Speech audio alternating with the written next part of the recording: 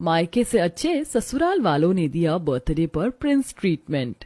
मम्मा daddy आप लोग कब तक ऐसे ही अपने काम में बिजी रहेंगे? दीदी भैया चलिए ना कोई ट्रिप प्लान करते हैं, घूमने चलते हैं। और भी बहुत काम है कशिश, हमारे पास इतने फ्री नहीं है कि ट्रिप प्लान करें। आप लोगों के पास कभी टाइम ही नहीं होता है। हमारे घर में कोई भी ऐसा नहीं है जो फैमिली टाइम स्पेंड करता हो। सब लोग अपने अपने में ही बिजी रहते हैं। कशिश तुम भी जानती हो कि हमारे घर में और कितने काम होते हैं। बड़े बड़े बिजनेस हैं, अपॉइंटमेंट होती है, डील करना होता है। इस बीच में हम ट्रिप कैसे प्लान कर सकते हैं? सही कहा दादा आपने। और कशिश आखिर मॉम डैड ने किस चीज की कमी रखी है? घर में पैसे हैं, अच्छा कपड़ा है, घूमने के लिए कार है, इतनी फैसिलिटीज देने के बाद भी तुम इतना किचकिच क्यों करती हो? सच में कशिश तुम बहुत इरिटेटिंग हो।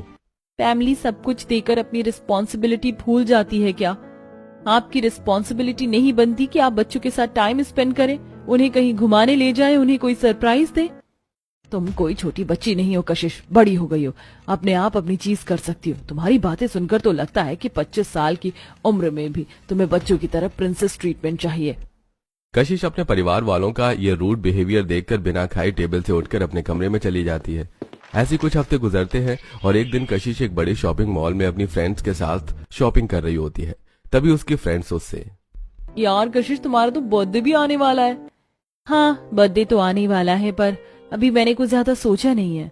अरे कशिश तुम्हें सोचने की क्या जरूरत है? तुम इतनी अमीर घर की लड़की हो, तुम्हारा बर्थडे तो तुम्हारे परिवार वाले ही सेलिब्रेट करेंगे ना, वो भी ग्रैंड तरीके से, जिसमें तुम्हें प्रिंसेस ट्रीटमेंट भी मिलेगी। नहीं अभी कुछ नहीं पता, और मेरी फैमिली मेंबर्स इतने फ्री नहीं रहते, उनके पास और भी बहुत काम होते हैं। अच्छा ठीक है, कम से कम इतना तो बताओ कि तुम्हारा बर्थडे मनेगा या नहीं मनेगा, क्योंकि तभी तो हम अपने लिए एक्सपेंसिव ड्रेस भी अरेंज करेंगे। आखिर इतने अमीर घर की लड़की के बर्थडे में जो हमें जाना होगा। सही कहा, पहले ही बता दो ताकि हम तैयारी में जुट जाएं। तैयारी कर लेना, क्योंकि बर्थडे तो मैं मनाऊंगी ही। अच्छा चलो अब शॉपिंग हो गई, अब घर चलते हैं। अब शॉपिंग करके कशिश अपने घर आती है और ऐसे ही कुछ हफ्ते गुजरते हैं। अब कशिश अपने बर्थडे से 2 दिन पहले अपने भाई बहन के कमरे में जाकर बड़ी ही खुशी से कहती है, दीदी भैया मेरा बर्थडे आने वाला है, आप लोग मेरे बर्थडे की तैयारी तो कर रहे हैं ना, जैसे कुछ सरप्राइज गिफ्ट्स वगैरह। वैसे मेरा सपना है कि मेरे बर्थडे पर सब मुझे प्रिंसेस ट्रीटमेंट दें। तुम्हारा दिमाग खराब हो गया है? तुम्हें दिख नहीं रहा है कि मैं काम कर रही हूँ? चलो जाओ यहाँ से। सच में कशिश पता नहीं तुम कब मेंटली प्रिपेयर होगी, बिल्कुल इमेच्योर हो। अरे बर्थडे ही तो सेलिब्रेट करना है, मैं तुम्हें पैसे दे दूंगा, बाहर जाकर अपने दोस्तों के साथ मना लेना बर्थडे। ये प्रिंसेस ट्रीटमेंट वगैरह ये सब फिजूल की बात होती है, जाओ यहाँ से, काम करने दो।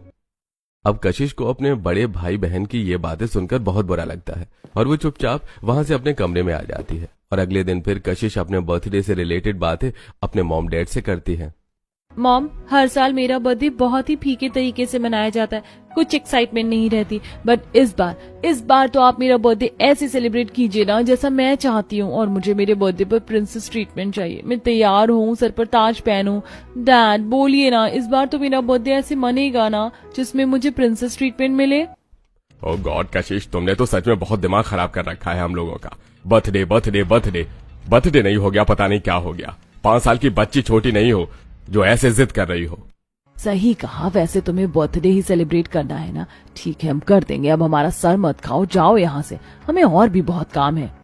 कशिश चुपचाप वहां से चली जाती है। इस बार कशिश की आंखों में आंसू होते हैं और मन में उदासी होती है। 2 दिन बाद कशिश का बर्थडे आता है, जहां त्रिभुवन फोन से ऑनलाइन एक साधारण बर्थडे केक मंगवाता है। घर के बाकी सदस्य अपने अपने काम में बिजी होते हैं।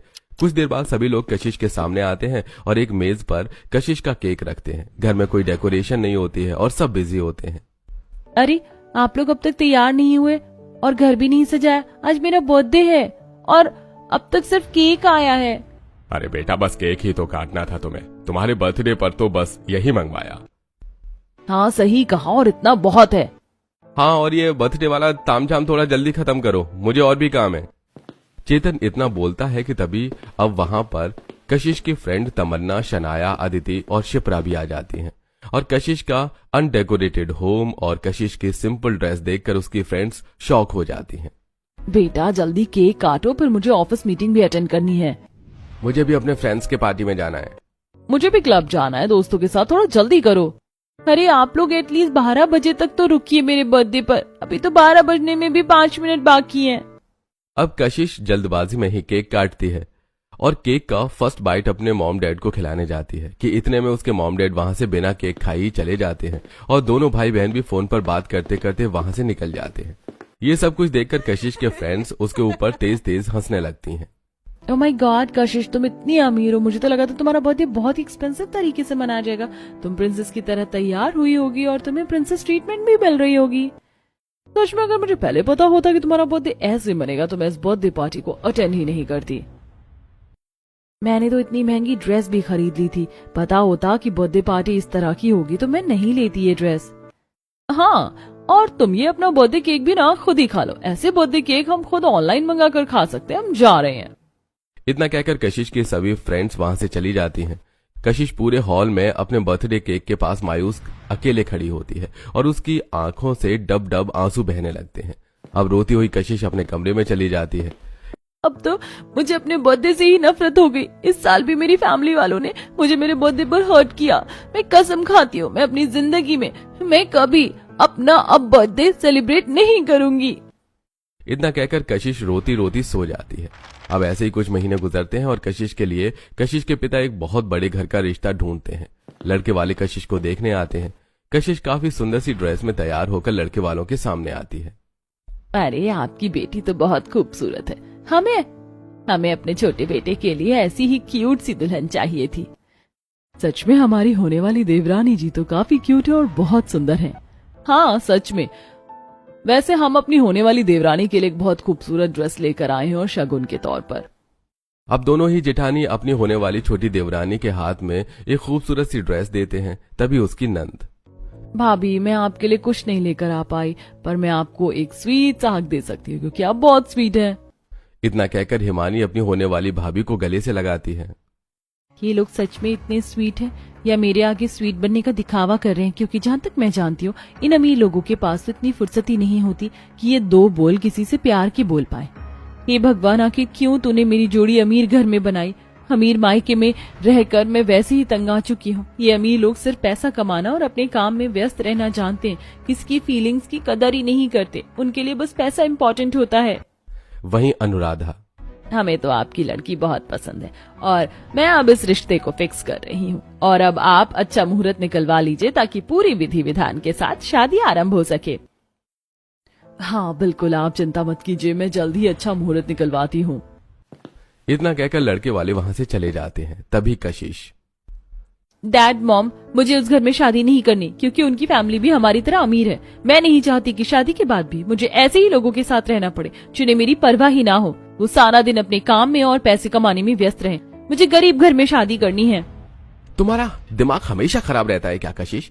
ये एक अच्छी फैमिली है और बहुत बड़े बिजनेसमैन है। तुम्हारी शादी वहीं होगी। सच में ये लड़की पता नहीं अपनी लाइफ में क्या करेगी।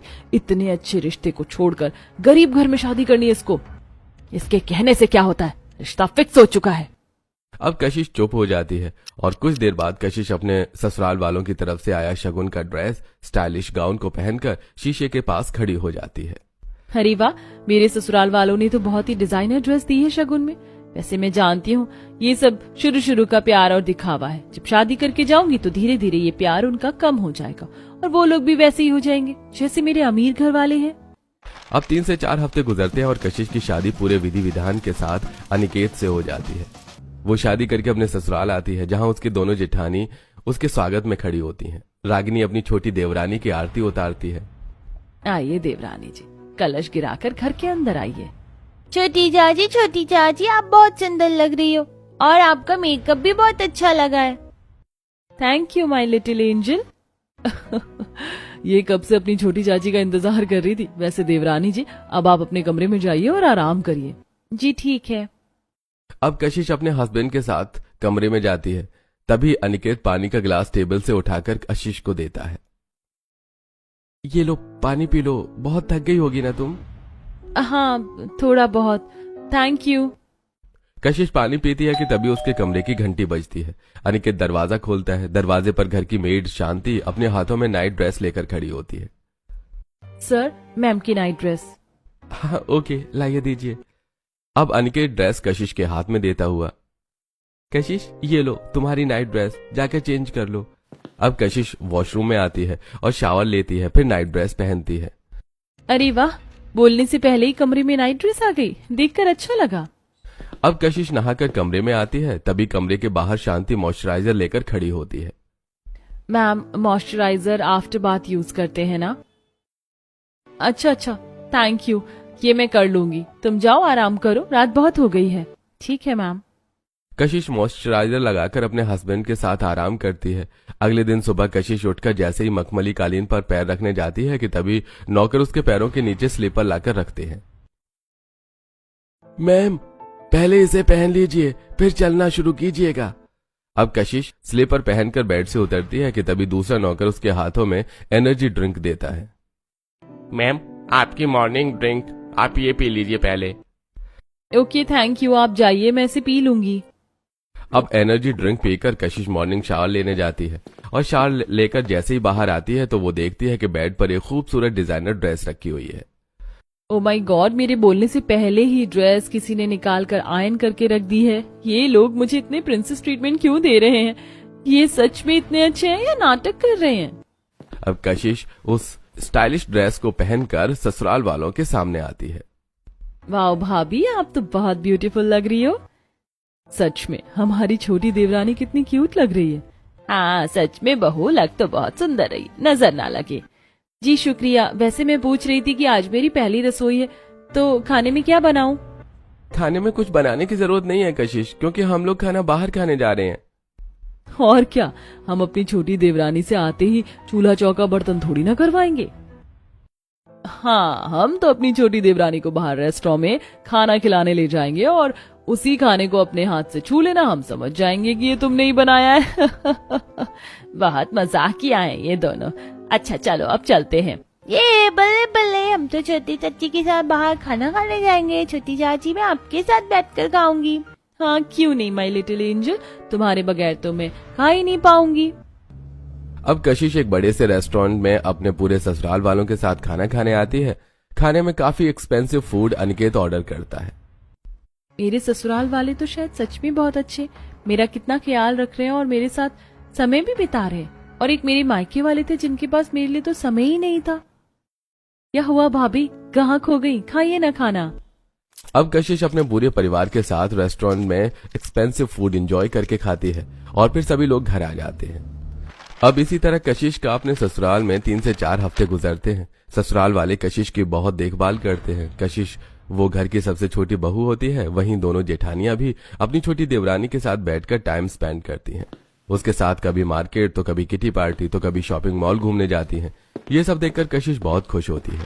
देखते ही देखते 3 महीने गुजर जाते हैं और एक दिन अचानक कशिश को उसकी सहेली तमन्ना का कॉल आता है। कशिश हॉल में अपनी सहेली से बात करती है। अरे ओ कशिश, शादी के बाद तो तू हमें भूल ही गई। अरे नहीं, ऐसा कुछ नहीं है, वो बस अभी नई नई शादी हुई है ना, तो अभी यही उलझी हुई। बताओ ना क्या हुआ? होना क्या था, पूरे 1 साल बाद फिर से तुम्हारा बर्थडे आने वाला है, सोचा तुम्हें याद दिला दूं। पार्टी शार्टी दोगी कि नहीं? तमन्ना चुप करो, तुम जानती हो ना कि मुझे मेरे बर्थडे से नफरत है।